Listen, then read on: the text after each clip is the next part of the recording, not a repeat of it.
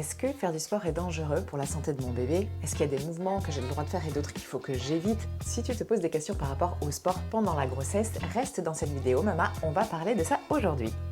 Bienvenue dans la chaîne Mama's in Power. Ici, on parle de grossesse et d'accouchement pour te permettre de faire des choix qui sont vraiment les tiens. Je suis Sarah, professeure de yoga périnatal, maman de 2 enfants, bientôt 3, et aujourd'hui, on parle donc de l'activité physique pendant la grossesse. On va essayer un petit peu d'aller démêler le vrai du faux des informations qu'on peut entendre par rapport à ça, parce qu'il peut y avoir parfois des confusions par rapport à ce sujet, alors que les bénéfices qu'on peut retirer de l'activité physique pendant la grossesse sont vraiment énormes. Mais pour ça, encore faut-il savoir quoi faire et comment faire, donc c'est parti pour cette nouvelle vidéo.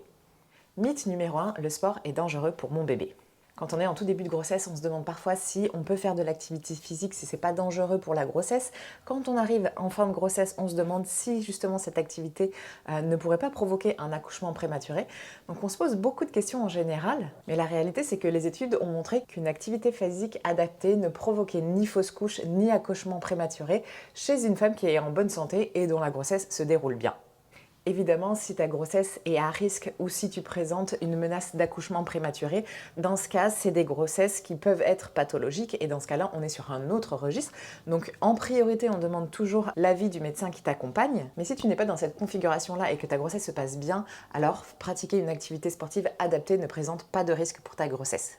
Les grandes organisations de la santé comme l'OMS, comme l'American College of Gynecology, comme la HAS, la Haute Autorité de Santé, recommandent l'activité physique pendant la grossesse, idéalement 3 fois par semaine, voire tous les jours, mais des activités plutôt modérées et de courte durée, donc autour d'une vingtaine, trentaine de minutes par jour, idéalement, si c'est faisable, évidemment, sans pression, sans contrainte. Et il vaut mieux d'ailleurs ça, des petites séances qu'on fait régulièrement, plutôt qu'une seule grosse séance à caser dans la semaine.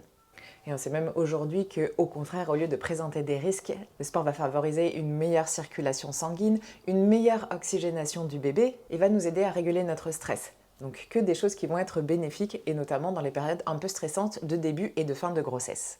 Donc si tu es au tout début ou à la fin de ta grossesse, que tu te demandes si tu peux pratiquer une activité physique, la réponse est un grand oui si tu en as envie et si tu t'écoutes. Mythe numéro 2, la grossesse, c'est le moment de se reposer et au contraire de ne rien faire. Alors, évidemment, la grossesse, c'est vraiment une période extrêmement intense pour le corps de la femme.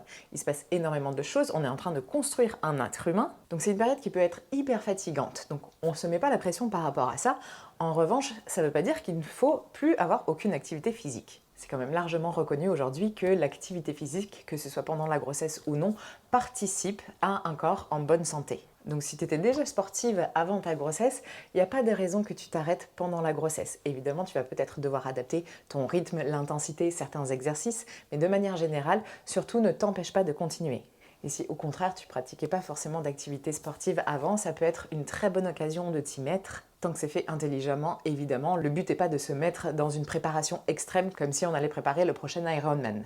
Donc on choisit une activité qui est adaptée, ça peut être la marche, le yoga prénatal, ça peut être la natation, ça peut être la course si tu en faisais déjà, le pilates, la danse. Il y a vraiment beaucoup de choix qui s'offrent à toi, le plus important est que tu trouves une activité qui te convienne réellement. D'ailleurs, si jamais le yoga prénatal t'intéresse, tu peux découvrir mon studio en ligne, le Nid, un studio spécifiquement dédié à la grossesse et au postpartum et tu peux l'essayer gratuitement pendant 7 jours. Je te mets le lien dans la description de cette vidéo. Et pour le coup, donc, avoir une activité physique adaptée pendant la grossesse, ça va vraiment présenter énormément de bienfaits. Ça va permettre de réduire les douleurs qui peuvent être quand même fréquentes avec tous les changements qu'on va expérimenter dans le corps, dans le bassin, dans le dos. Et ça va permettre non seulement de les atténuer si tu commences à avoir déjà des inconforts, et ça peut permettre de les prévenir aussi si tu n'en as pas encore. Donc ne pas attendre de commencer à être inconfortable pour commencer à trouver une activité qui te plaît. Et la fausse bonne idée quand on commence à avoir certaines douleurs, c'est de se dire que justement on va se mettre complètement au repos. Dans la très grande majorité des cas, l'immobilité, c'est vraiment le pire ennemi des douleurs dans le corps. Donc dès qu'il commence à y avoir des inconforts, des gênes qui sont importantes, on a le réflexe d'aller voir soit un ostéo, soit un kiné et de commencer à bouger, soit en allant simplement marcher autour de chez toi, soit en ayant un ballon à la maison sur lequel tu vas pouvoir te mobiliser ou en prenant encore une fois une pratique qui te convienne. Et un des gros avantages aussi au sport pendant la grossesse, c'est que ça va aider à améliorer ton sommeil. On peut souvent, pour beaucoup d'entre nous, être sujette aux insomnies pendant la grossesse. Donc Pouvoir pratiquer un petit peu, bouger ton corps dans la journée, faire circuler le sang, ça va vraiment aider à avoir un sommeil un peu plus apaisé et un peu plus reposant. Mythe numéro 3, pas d'abdos pendant la grossesse. Alors celui-là, il est à moitié vrai, à moitié faux. Oui, il y a certains types de mouvements des abdominaux qu'il faut absolument éviter pour plusieurs raisons. Déjà, d'avoir des abdos trop forts, trop musclés pendant la grossesse, ça peut provoquer ce qu'on appelle un diastasis. C'est un écartement de nos muscles grands droits, donc ceux qui passent vraiment au milieu de notre ventre. Et donc quand ces muscles sont vraiment tendus, ils vont s'écarter pendant la grossesse et ils vont avoir du mal à revenir l'un vers l'autre après la grossesse. On peut se retrouver donc avec un écart de quelques millimètres à plusieurs centimètres parfois entre nos grands droits et cet écart qui peut avoir du mal à se refermer. Alors évidemment, on peut l'accompagner d'une rééducation abdominale, ça peut revenir parfaitement comme avant, ça peut aussi rester légèrement écarté. Donc on va éviter les abdominaux qui vont être trop intenses et surtout des abdominaux aussi qui vont venir mettre une pression trop importante sur notre périnée. Ces postures à éviter, donc, ça va être les exercices d'abdominaux classiques, les crunchs, ceux qui vont mettre vraiment beaucoup de pression à l'avant de notre ventre. On va éviter aussi toutes les postures qui vont créer comme un dôme au niveau de notre abdomen. Si tu vois que vraiment tu as le centre de ton ventre qui commence à pousser vers l'extérieur, c'est que c'est un mouvement qui est absolument à éviter. Ces mouvements-là, donc, ils vont mettre notre sangle abdominale à mal et ils vont vraiment abîmer notre périnée. Le périnée, il reçoit déjà beaucoup de poids pendant la grossesse, il a déjà beaucoup de travail pour soutenir ce bébé qui grandit dans notre utérus. Il va avoir aussi son travail à faire pour s'assouplir et s'étirer au moment de l'accouchement. Donc on ne veut pas le traumatiser en rajoutant du poids avec des exercices qui ne sont pas adaptés. D'ailleurs, à ce propos, j'ai une petite checklist que tu peux télécharger gratuitement et qui te présente des bonnes pratiques et des bons réflexes que tu peux avoir tout au long de ta grossesse. Je te mets le lien pour le télécharger quelque part dans la vidéo et dans la description. Donc ça, c'est pour la partie où effectivement les abdominaux, certains abdominaux sont à éviter pendant la grossesse. Mais on a quand même la possibilité de continuer à faire certains exercices qui vont renforcer notre sangle abdominale de manière sécurisée. Ces exercices, c'est par exemple la respiration hypopressive, c'est du gainage modifié ou le travail du transverse par exemple. Et pour le coup, ça a quand même beaucoup d'avantages de continuer à exercer un petit peu notre centre de manière intelligente. C'est que déjà, ça peut même carrément aider à prévenir le diastasis, ça va soulager les éventuelles douleurs lombaires que tu peux avoir et ça va aussi participer avec le travail de tes fessiers, de tes cuisses notamment, à stabiliser ton bassin. Donc le bassin, il va vraiment beaucoup bouger pendant la grossesse, notamment quand on arrive proche de l'accouchement. C'est ce qu'on veut pour le moment de l'accouchement. En revanche, si ça se passe trop tôt pendant la grossesse, si ton bassin il est très mobile, ça peut provoquer de grosses douleurs au niveau soit de la symphyse pubienne à l'avant, soit au niveau des crêtes sacro-iliaques à l'arrière. Et ça, c'est vraiment pas très agréable. Donc on va privilégier un travail en stabilité et en accord avec la respiration et des exercices qui mobilisent en douceur le corps et le centre sans pour autant forcer sur la ligne médiane de notre abdomen.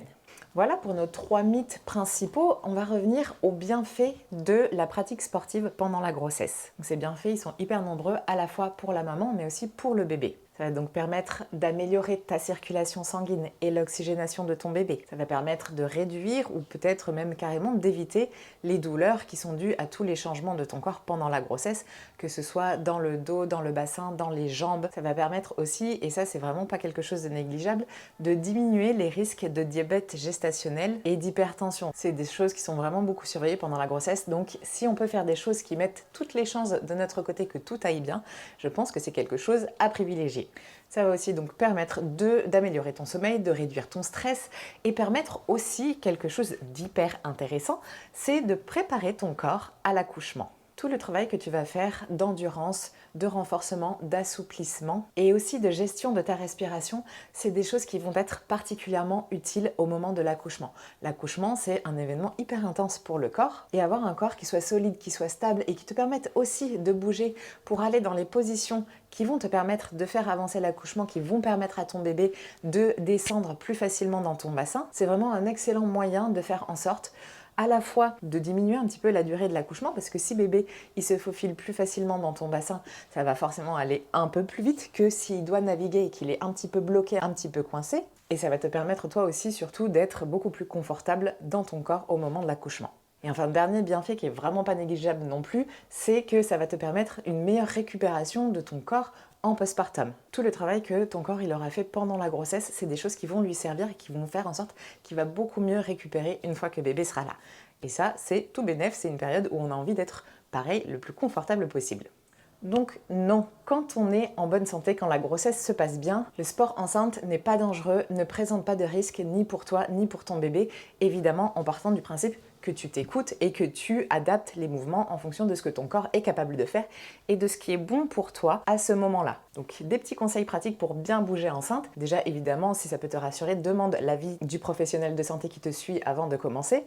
Écoute surtout bien ce que te dit ton corps, ça aussi c'est hyper utile le jour de l'accouchement. Privilégie les activités qui te font du bien, que tu as envie de faire et qui t'éclatent. Et enfin, n'oublie pas de t'hydrater avant, après, éventuellement pendant si c'est pas trop intense pour éviter la surchauffe et éviter la déshydratation. Voilà maman, j'espère que ces conseils te sont utiles. N'hésite pas à me dire en commentaire ce que toi tu aimes pratiquer pendant la grossesse. Est-ce que tu as fait du sport ou non? Est-ce que ça t'a fait du bien ou non? Et si cette vidéo t'a aidé, n'hésite pas à mettre un petit like, ça m'aide énormément. Bien sûr, pense à t'abonner pour ne louper aucun des prochains contenus et partage cette vidéo aux femmes de ton entourage à qui ça pourrait être utile. On se retrouve la semaine prochaine pour une nouvelle vidéo. D'ici là, prends bien soin de toi maman.